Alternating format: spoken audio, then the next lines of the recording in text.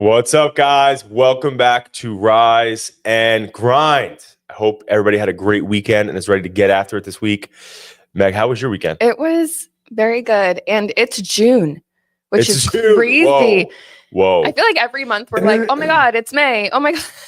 Wow. Oh my gosh, it's June. But Wow. this morning I woke up and was just like, so 6 months of the year have gone by. We're in the sixth month now. Halfway. Which is, it's a really big eye opener to anyone who has goals that they want to accomplish or just, I feel like a lot of time reflecting on just me personally, a lot of time you sit and you think about your goals a lot and you might think, oh, I'm making progress. And then you see time flies. And even if you do 1% towards it, it's better than sitting and just thinking about them or daydreaming about them.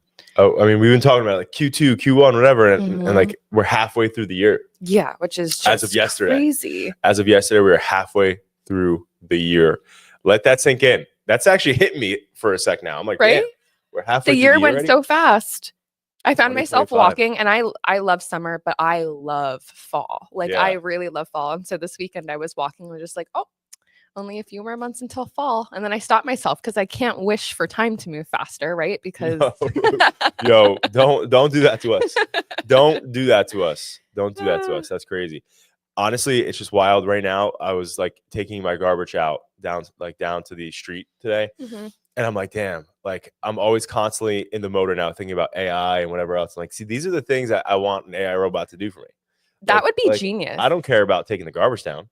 Imagine if because it would work like the robot vacuums, but it just takes your garbage. Right. Well, right. Well, I would assume it would be a legit like Tesla bot. Like I would only for future robot stuff, I would only ever like trust Tesla. Really? Yes. It's because you had a Tesla. No, it's because Elon. I think like, and that's the thing. Like when every time you meet Chris, always joke around about like the apocalypse scenario. Yeah. Where it's like, oh, like they're gonna shut off our cars and whatever else. Like I think about a future where when AI is like legit.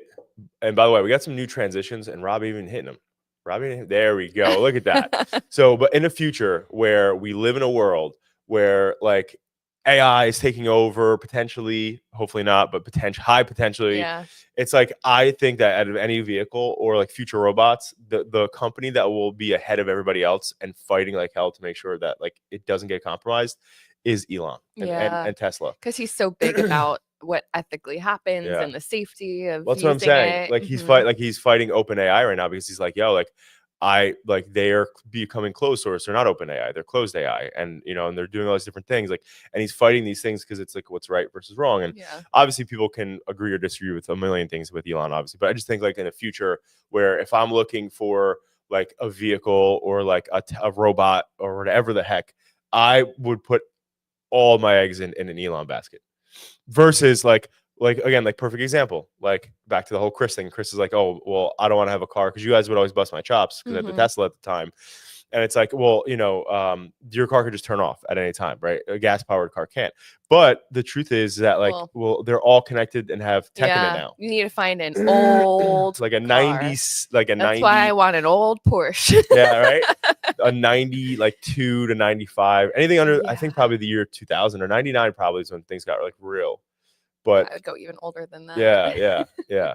I want an old school like Ford. My dad used to have a 92 F-150 pickup. Oh, nice. That thing, it had a piece of tech in it.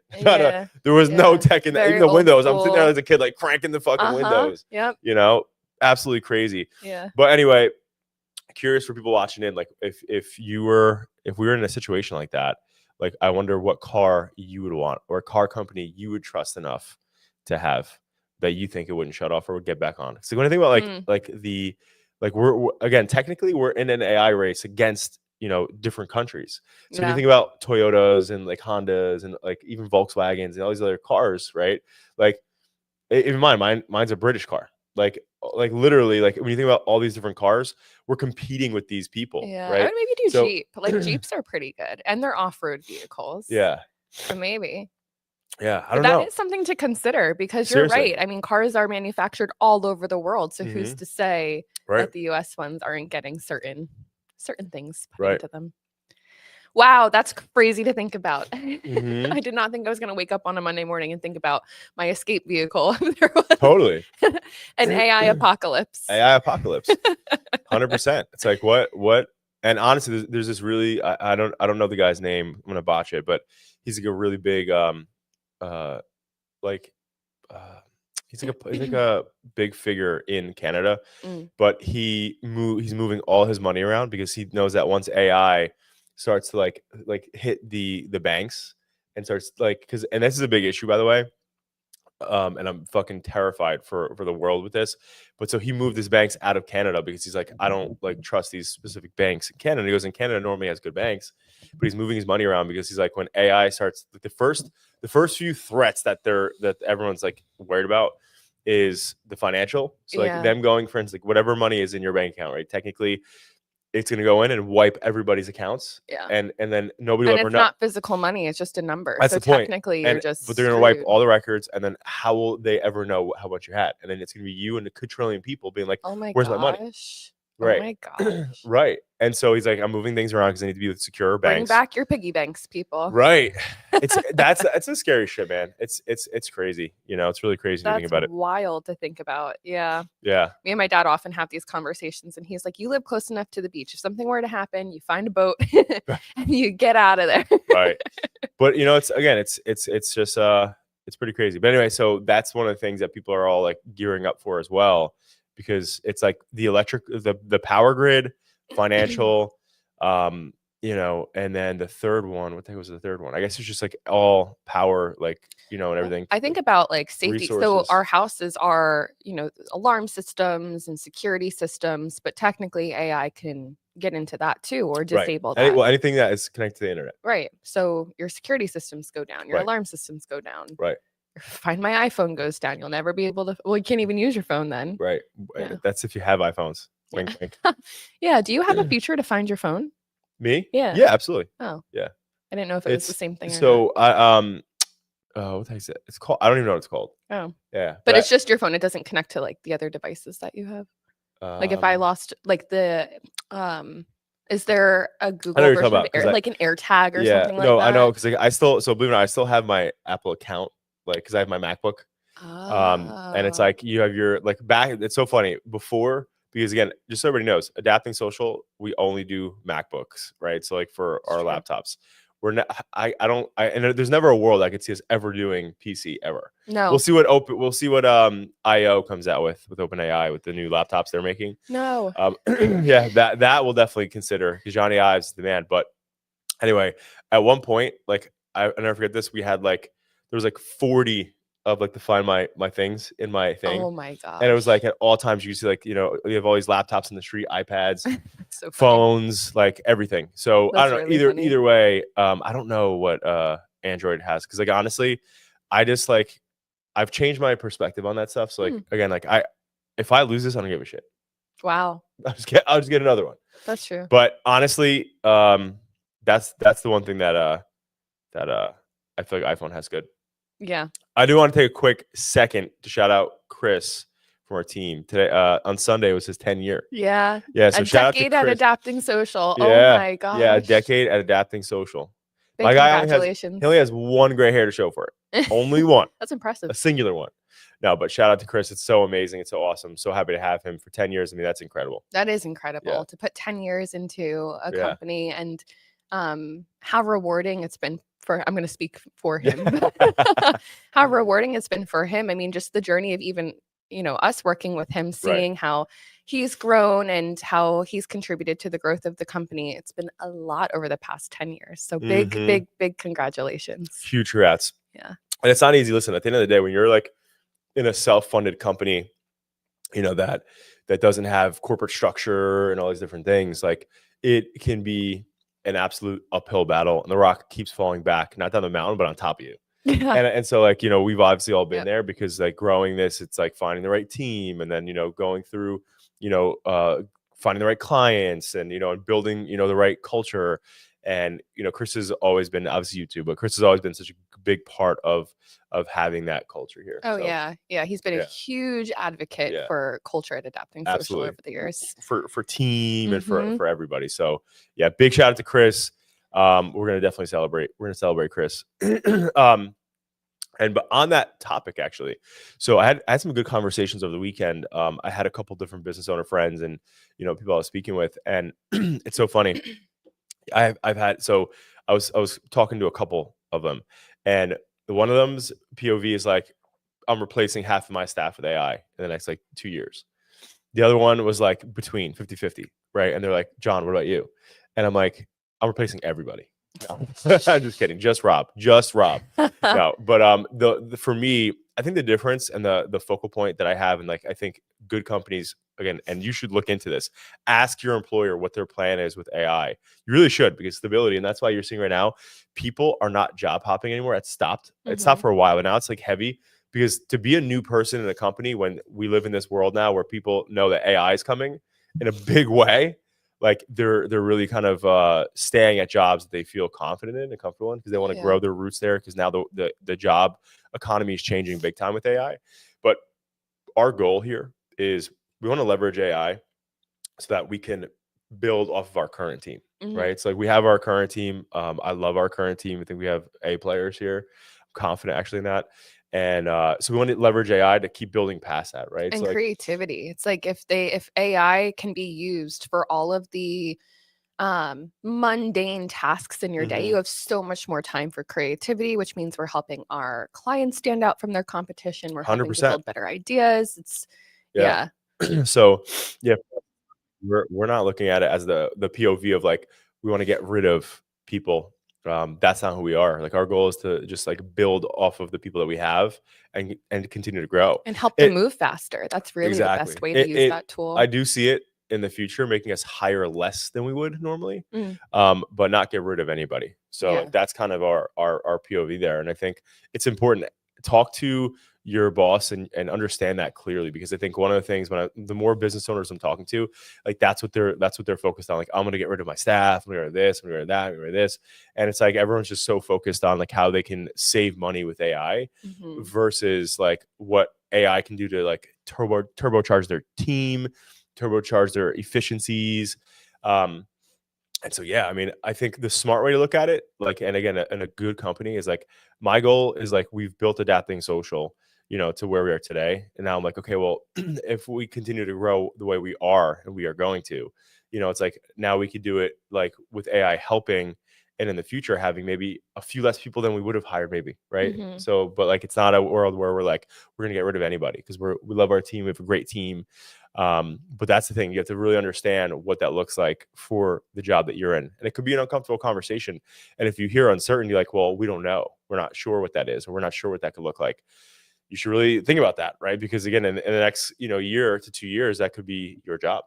Yeah, I was going to say, or use it as an opportunity. If you're in a business who doesn't know how they can use AI, maybe that's your opportunity to help them figure it out, secure your job for the future, and help put processes into place that your business can use. Yeah. Make yourself an asset, because if they can't figure out AI, you can figure it out and teach them. Yeah. And the thing though is I was watching this video over the weekend, and this guy was saying how he thinks that AI is actually underhyped. And we live in a world where I'm like, dude, AI is the only thing everybody's talking about. Yeah. But it's like, if you look at the movie I, Robot with Will Smith, it's like there's so many futuristic movies like that, and it's like that's where we're like legitimately heading, which is crazy. Like they're like the Tesla bots and all these different robots that they're building right now. They're like really getting good right now. And so like the future of you having a robot in your office or at your house or whatever else, like it's a real potential future. They're even crazy. I was watching this thing over the weekend too that said that like my grandchildren's generation, they will be the first generation to marry AI human bots. And like legitimately, I did not think you were going to go there. I thought you were going to be like first generation to have AI nannies or AI like house cleaners. Well, that absolutely, but I'm saying that's to marry AI human. So like that's going to be the difference. Is like they're predicting that like it's going to be that good. Like the skin's going to be that good. Like the visual communication, the thought, like all that stuff. Like it's gonna be that good. And think about it, like, and they're gonna listen to you so well because it's all right, they do. Right. And again, and so like again, like nothing against it, but the example this person gave was there are people that that literally have mail order brides. You ever hear of that? Yeah. So like that was like a big thing back then. I don't know if it still is, but like, back then, why did you do that? Right? You're like, all right, I'm gonna get married to somebody that like, I get to pick them, whatever else. And it's like, most of these people that would do that would want it like because they get to select it. It's like their choices. It's not just like, oh, I met somebody randomly at a bar and like how long is it gonna take me to find somebody?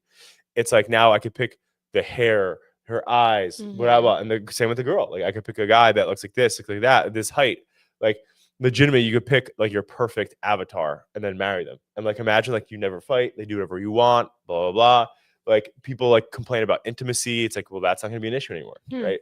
So anyway, I'm saying this all to say, obviously, is like the future, we're moving into it, right? So like for the people out there that are like working at certain companies and like they don't know what the future is, you brought up a good point. It's like people are telling you lean into AI, lean into AI, lean into AI. And it's like you don't realize how much you need to be really leaning into AI. Yeah. Because like the future is not like operating. Like if you look at factories back when they stopped, like when they started to really introduce a lot more machines and a lot more like robotics into these factories, people, of course, it laid off a lot of jobs, but the people who were getting hired were people who were manning these machines now, right? And taking care of these robotics that were in these plants, like car manufacturing plants, things like that. So with that said, that's the wave, right? Like we have to understand how to man these AIs and these AI agents and how they operate and how they work. It's just so important, right? Again, our jobs on the line, the future of like, again, like having kids and stuff. I'm like, well, what the hell does like a future look like for like the kids, right? Like, is it like, they're just manning these AIs? Like what the heck are they going to do? There's Chris was actually telling me this last week that now colleges have majors for AI engineering and building AI. And of course, they're putting it into elementary schools now and middle schools and high schools. So it's nice that they're going to grow up with it. But I think about it this way. Like when I was growing up, I used to get so aggravated if my parents didn't know how to work the iPhone, right? The newest technology. And I was like, we're both using this together, but we were using it as kids. So we adapted much faster than they were. So that gives you an incentive. You need to be on top of AI so your kids don't 100% have better knowledge than you. My parents thought I was a wizard because I know how to work the TV. Yeah, that's like, the TV's not working. Go what they could do. Go with do the AI. TV, and they're like, this guy's like a fucking prophet. Like, how is he doing this?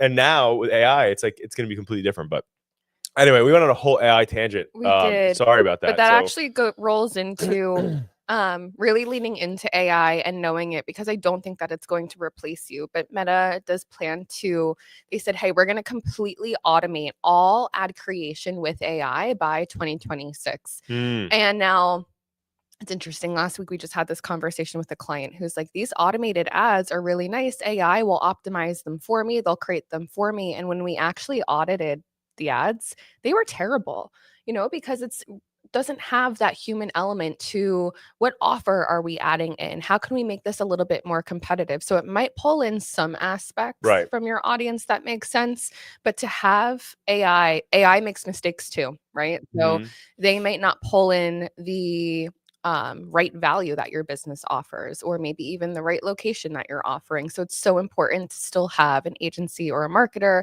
managing and overseeing those ads, even if they are created and driven by AI. Well, so I had this really, really big like thing come over me where it's like, when you think about it, first of all, look at the mega plants right now that they're building in Texas, the Stargate.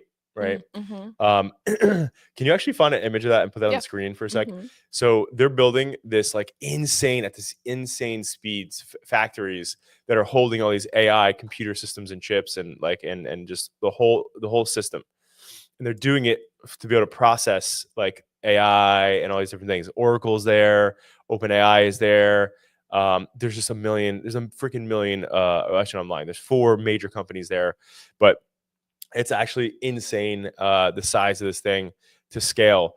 But I'm going to show you this in a sec. Once you cast this, like it's absolutely crazy to think all of the infrastructure that they're building.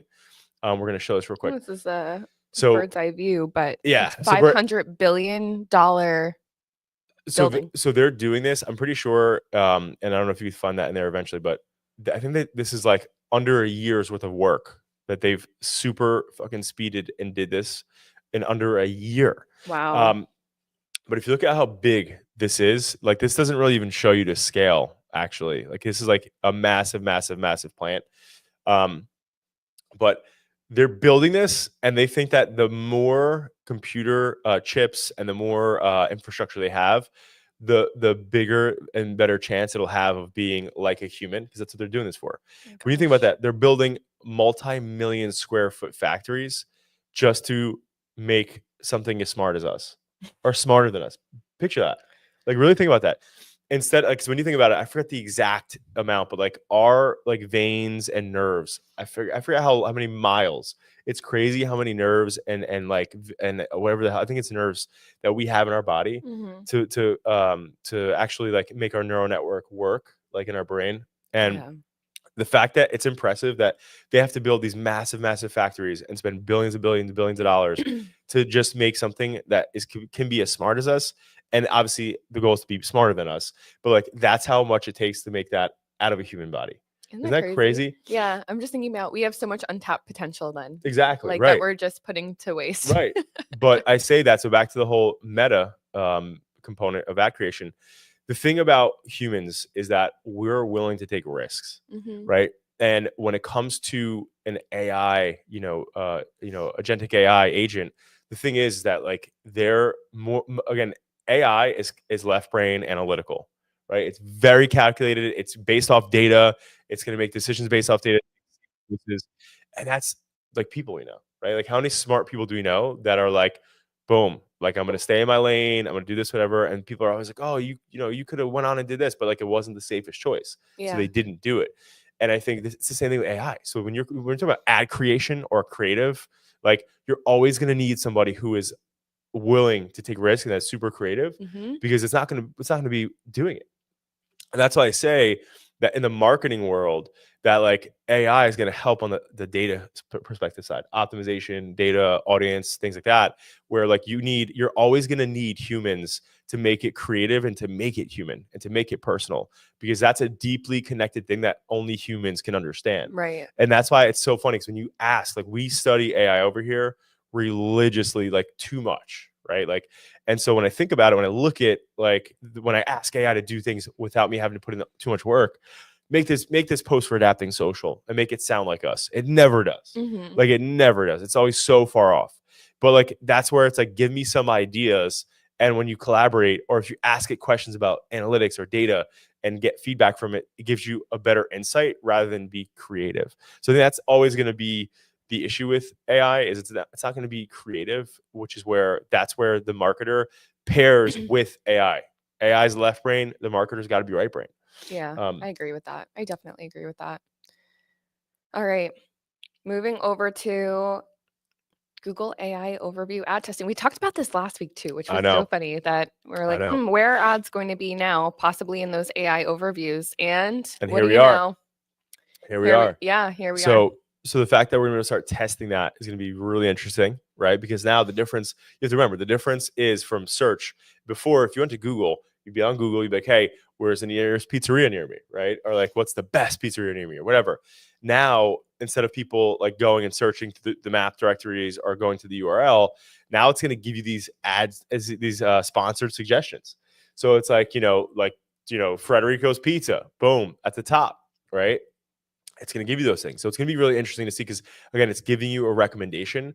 And I don't know about you guys, but I've purchased so many things based on asking like AI its feedback and research before I'll buy it, especially when it comes to like kids stuff or whatever. I'll be like, hey, what is the best, X for kids? And it'll like give me the list and the products, and I'll be like, perfect example. I think I said this last week, but like, I was like, all right, I've been on this, like over the years, I've been like, all right, like I'm trying to eliminate all toxic shit that I take, like down to the point where now like I don't like anything, like my like shampoo, body wash, whatever, like everything is like the super, super, super organic shit. Yeah.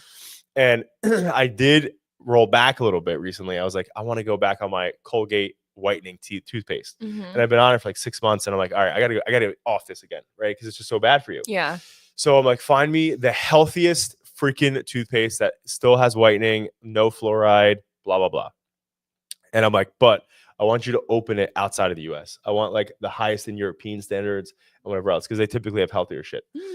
And I found one. That was a good prompt to use. Yeah. And I found one, and it's so far it's awesome. I mean, I just got it. But anyway, so like my point is I got that specific brand because AI did that research. I also double checked it though. Like I did go double check it too. I was like, well, let me look into this. So nonetheless, I'm like, it's good for that. That's why the sponsored content is going to be very interesting. I'm going to predict though that it's going to be very expensive, or it will get, maybe it'll start off affordable, but I have a feeling it's going to get to be really expensive down the line. Totally. Because I mean, it's everyone's competing for one spot. Well, it's a bidding system. That's how Google works. 100%. Just, you know, everyone outbids each other, and then you get the first spot. So I can see that being. But actually, I'm glad you just said that, because think about it. It's almost like a person that has these ad placements in their head anytime an opportunity comes up. Yeah. And so, like, for instance, if you and I are talking, and you're like talking about your weekend, right? And you're like, yeah, I was doing pavers, right? Yeah. I could have been like in a conversation, I could have been like, well, why didn't you use JP Landscaping? It's true. And that's wait a second. Wait, what? And that's an ad, but that's a sponsored ad. That's what it's gonna do. It's gonna be like, you're gonna be like, hey, I had this one issue with like my sprinkler system. It's like, well, did you call Wall Sprinklers? At a point, do you think that trust drops with the so here's my take on it, which is interesting because we're advertisers and we do this. But if I am using ChatGPT for guidance and advice, and it's giving me just unfiltered, unbiased, here's all the information you need to know, you make the decision. And then we're moving towards, now it's pushing certain brands or certain companies based on their sponsored ads. Right. I'm going to start to feel like, is this the best recommendation for me? Is this legit? Or are you just trying to get paid? Or exactly. Right. Yeah, it's interesting. We're going to see. Either way, the beautiful thing about Gen Z and Gen Alpha growing up with tech, I mean millennial too, obviously millennial, we grew up with a little dial-up, how you doing? But it's like, when you think about it, at the end of the day, like everybody knows like BS now. Like when you see like certain kids, like when you see certain like even with like my godson Julian, when Julian's like at my house, like he'll talk about certain views on like TikTok. I'm like, how come this guy only got like 5 views?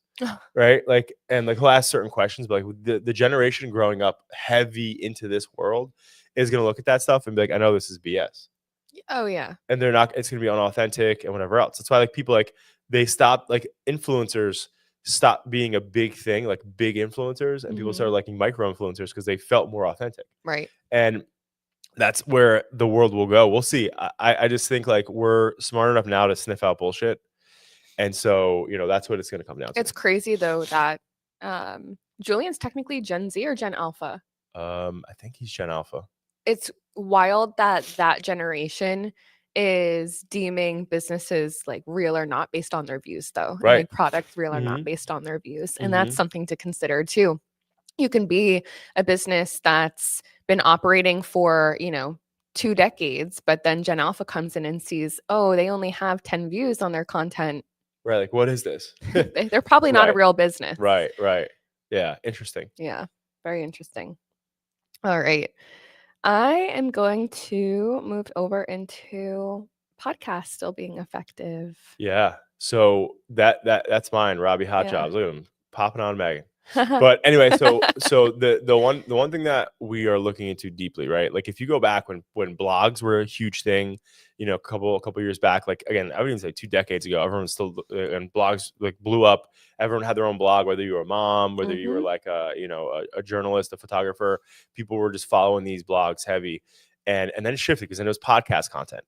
And the thing is like, you know, I always tell people, whether you're in your career or you're in a business, podcasting is like a really good tool, right? It's always been a good tool to like create content showing that you are an expert in what you're doing. So like if you're talking, again, if you have a food company and you're talking about food and culinary and interviewing really top line people, it's showing you as an expert in the food space, which is always great for you and obviously great for people who you want to be your customers.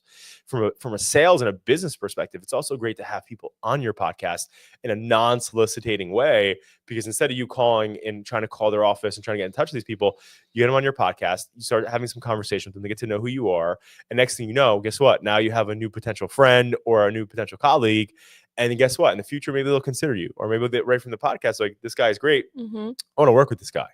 And so it's a win-win in those perspectives. But what we're seeing is that there's a quadrillion podcasts out there now. And what does that mean? That it's really, really like saturated out there right now. Yeah. And so how, again, so the big topic is, are podcasts still effective? And the answer right now is yes, but you really need to get on top of the way that you're creating content, right? And I think that's the one thing that we've learned is that before it was like, oh, we would create these long 2-hour long podcasts and we just throw up the whole full video. Mm-hmm. And the thing is, now podcasts, really what they are is you getting the micro content clips out of them that are really, really good. Whether it's a provocative one, it's like a really jarring, like, did he just say that? Like, or wow, they just dropped that news, they just dropped that tea, like, what the hell?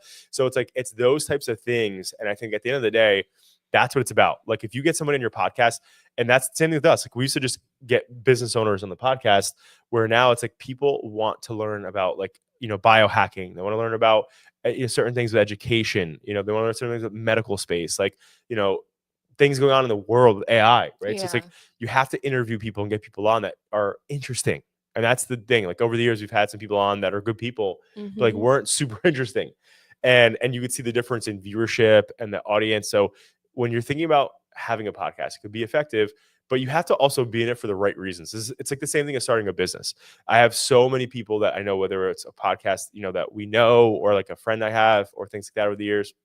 I start a podcast. Like, Mm-hmm. I'm going to get my buddies together. We're going to do a podcast, and they'll do it. They'll start it. And guess what? In the first like 3 months, it's gone. Right. Yeah. Cause it's like, on what? You just wanted to get together and talk. You right. didn't want to actually share 100%. a message. Right. Right. Yeah. And like, the passion has to be there. Yeah. Right. So like, if you're like, again, like with Breaking Barriers, I'm long-term, like long game committed to like finding out what really helps entrepreneurs win Mm-hmm. in business, and also in their day-to-day and in their lives. And so like, if you're not in that, right, if you're not in it and you're not expecting money out of it, then you're gonna be able to get after it, right? But if you're like, oh, I want to do a podcast because I'm gonna blow up like Joe Rogan, like, you got another thing coming. It's not gonna happen. No, like Joe Rogan had $100 million deal with Spotify, which is nuts. No, I always think about, you use this analogy a lot about deposits or withdrawals in people's lives. And so think about your podcast as, it needs to be a deposit into another person's life.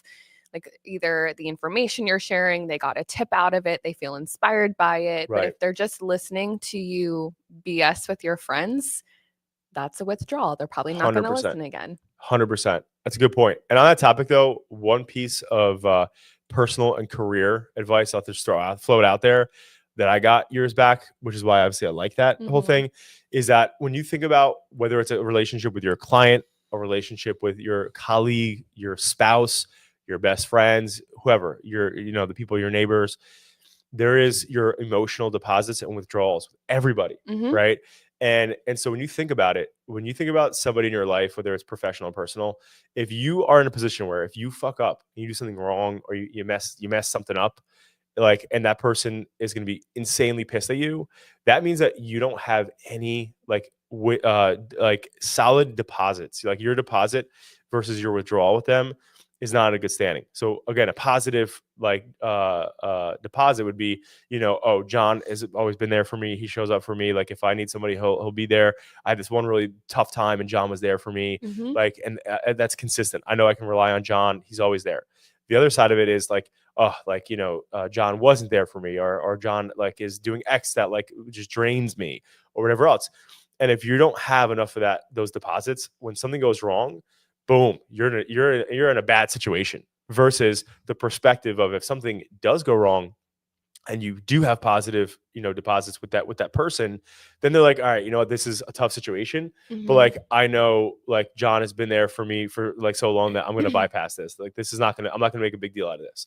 And it's important to think about that and to do that with people in your life, because that's how you understand where you stand with people, right? Like, if you show up enough for people that they are like, all right, like, I'm going to give this, a pass because like he's always there for me, or the person's always there for me, then you're in a better place. Right. And I think at the end of the day, like, that's really important, especially as you build integrity with people. Right. And you grow in the world. And again, in a world where AI is going to be super big and we're not going to know the difference sometimes between humans and this or that. It's like integrity matters more than ever. more than ever. So build those positive deposits with your colleagues and your professional life and your personal life, because that is really important. Yeah, definitely. That was one piece of advice that you gave me years ago that I think about a lot. Yeah. Like in every relationship, whether it's with the team, with you, with Chris, with, you know, the people in my life. Yeah. I'm always thinking about that. Yeah. All right. I think we have just a few more left here. I'll go through this one pretty quickly. We're talking about search. TikTok is now piloting a search ad, essentially, which is really interesting. We've been talking about how a lot of generations are using TikTok now as a search tool, and we're going to be seeing search ads on there along with it, which is really interesting. It's about time, if you ask me, especially if people are already using TikTok as a search tool. Right. Yeah. But that's the most interesting thing to me is like, like I like TikTok more of like a, I feel like TikTok is a lot more of like a browsing mania mental escape. For you? Yeah. I don't really search for me that much on it. Yeah. No. There are some times where I have based on recommendations from other people, mainly Chris. I feel like Chris is always like, search how to make muffins with blueberries in them. Yeah, like and he always finds he can figure out how to build a whole house basically like from TikTok. For me, I just don't have that same experience. I can find the content, but maybe it just like I just don't learn the same way. Right. But I do get wrapped up in a lot of the silly trends on TikTok. Right. Well, I mean, that's what I'm saying. It's like a mindless place where you just like scroll and find like funny things and cool things. And it's funny that like when TikTok first started, it was everybody just dancing, like, doing funny things. And the people that still are going viral are still doing that. Yeah, they sure are. Like they're still doing the dances. Exactly. Right. That's what it's all about. It's entertaining. And when you think about it, we use social media to sometimes even escape our own lives or as a mental 100%. Break for us. So to be able to scroll and just see something lighthearted and dancing is when you think about it, like filmmakers, I forget who the hell said this. I don't know if it was Spielberg, but somebody said this. It was one of the great filmmakers. I don't know if it was it Robbie Botjobs? It was somebody really great. But they were like, he called you great. Yeah. Is today opposite day? but I can't remember which director said this, but essentially they were like, you know, people come to the movies to escape their real problems in their real life, right? I feel like so true. That's the thing that social does right now, especially TikTok. But definitely TikTok. All right, let's hit it. All right, what we got left? Last one. Taylor Swift. So her production team created the first real like AI driven like edit for one of her tours, and they mixed like AI like and like that into like all the B-roll and whatever else, but like they're getting praise for right now because it balanced having like real crowd, real people with AI. And it's just, of course, it's T Swift of anybody. That's on the first. Such a big fan. She's a huge. Anyway. They just love. I feel like they love everything she does. Yeah. Like she could do anything. They're like, oh my god, that was perfect. That was amazing. I love you. Which is great. Good for her. Like, you know what I mean? But anyway, interesting to see that. And, you know, obviously we're going to start to see more people that are on tour doing these things in the artist world, in the movie world, with Google's VO3, which I know everybody's had to have been seeing. There's all these TikToks right now about like the prompt theory, like, you know, like I watched one where it was this old lady in a bed, like dying. And she goes, you know, I wouldn't have to be here if you chose, you know, for the prompt to ask me to be happy instead of it make me sad and dying. What? Like, I'm telling you, like the prompt theory, like all this crazy shit, like everything's a prompt, whatever else. But I need to look into this. Yeah, more. VO3 prompts are nuts. But that's what's going to be interesting. Like what are going to be the purpose of movies? Is there going to be famous AI actors like that are just like not real people? Like what does that do for the I'm level sure there's going to be AI actors that aren't real 100%. People. Like that's Lucy Liu like is one of the first people, or was it Lucy? Yeah, Lucy Liu was one of the first people to sell her rights, and she's in like they're doing stuff actively right now with her, and her name and likeliness in movies and stuff, and she's not doing anything. I could see that happening. Them creating a complete avatar and then using because also it's way cheaper and you can create way faster. You can just put the script in and it'll boom. Right. So movies are going to be made faster. Crazy. Series are going to be made faster. Yeah, that's wild. But the big question is, so if there's AI actors and actresses, how do you pay them? But that's the thing, you don't. You don't. Like you're paying to get the work done, the prompts done from an AI designer or movie maker or whatever else. We're gonna move into a completely different world over the next few years. Oh yeah, exactly. Yeah. But all right, I think that's all she wrote. Yes. We got to get rocking here, get our day going. But again, reminder, you are halfway through the year. Robbie Jobs, take me to this one. Come on. I'm doing this guy's job. What am I doing here? Well, we are halfway through the year, guys. Do not sit and sleep on your goals and what you're supposed to be hitting this year. If you understand that you take an audit and you see you're not where you want to be yet, guys, this is the time. This is the time. You're halfway through the year. Halfway, what the guys say, oh, we're halfway there. Living on a damn prayer. Living on a damn prayer, okay? Bon Jovi. But yeah, we're halfway freaking there. We have to get after it. We're halfway through the year. I hope you make the most of it, guys. We're signing off here. We'll see you back next Monday, 9 a.m. EST. Have a good one.